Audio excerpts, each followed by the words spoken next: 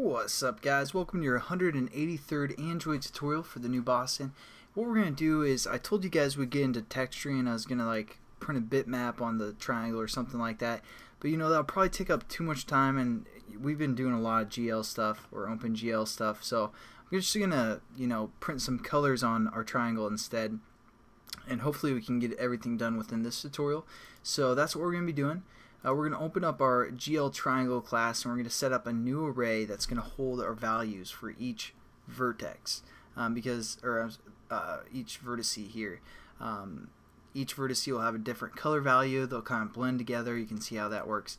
So what we're going to do is we're just going to copy this float here, and we're going to change this to our RGBA for red, green, blue, alpha values, something like that, or just vals.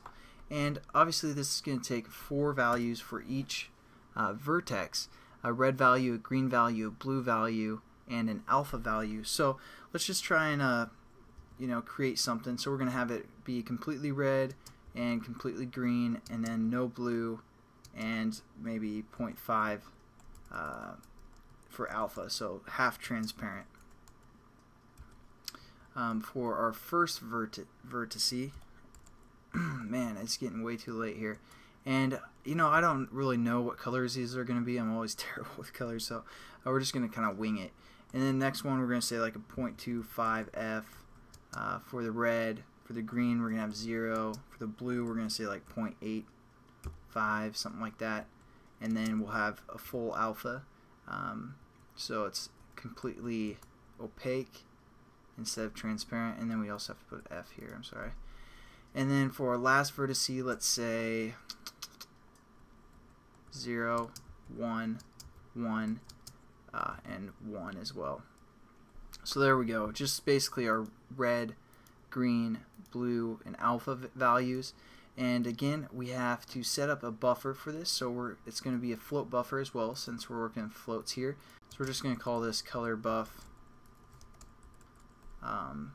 And then what we're going to do is we're just going to copy one of these buffers down here, because again, we just need a byte buffer as well.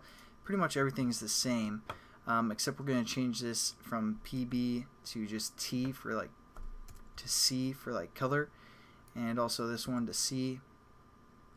And we also have to change this to a float buffer instead of a short buffer, and this to C as well. And also we need to get the length of our new array that we set up here, which we called RGBA vals. So that's just going to get the length, and we times that by 4, because again, they're floats. So I know we're going kind of quick, but this is all kind of review for the most part.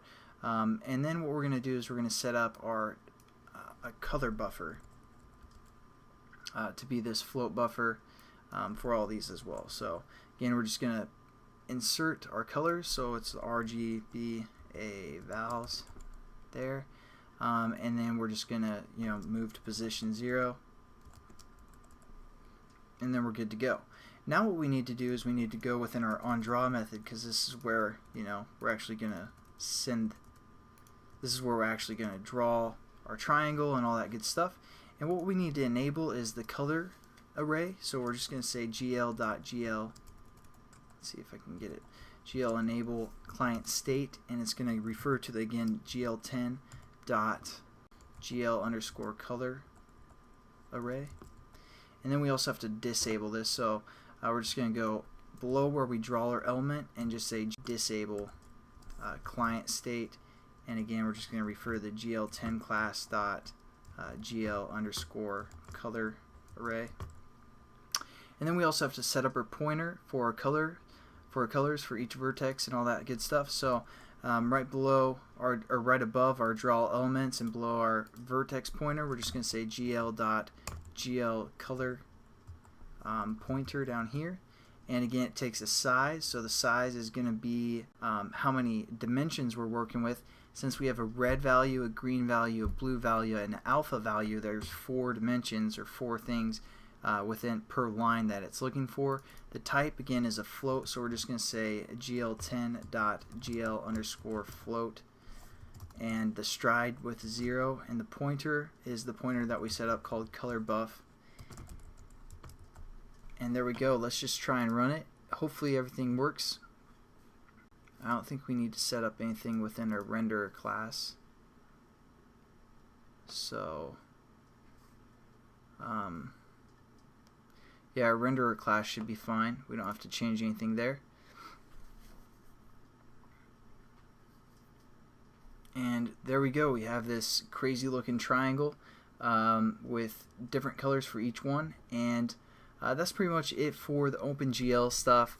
I know we went kind of quick through the colors here, but hopefully, you know, it's kind of repetitious enough where you understand what these buffers are doing, how to set them up. Again, all we had to do is we had to enable the color array and disable it as well, and then we also had to set our pointer. And you know, that's pretty much it for these tutorials. And we're going to move on to something, you know, not as complex, just like some small tutorials, like 1 or 2 tutorials to complete whatever we're trying to do. And then you know, we're going to be pretty much done here soon. So thanks again for watching, guys, and I'll catch you in the next tutorial. Have a good one.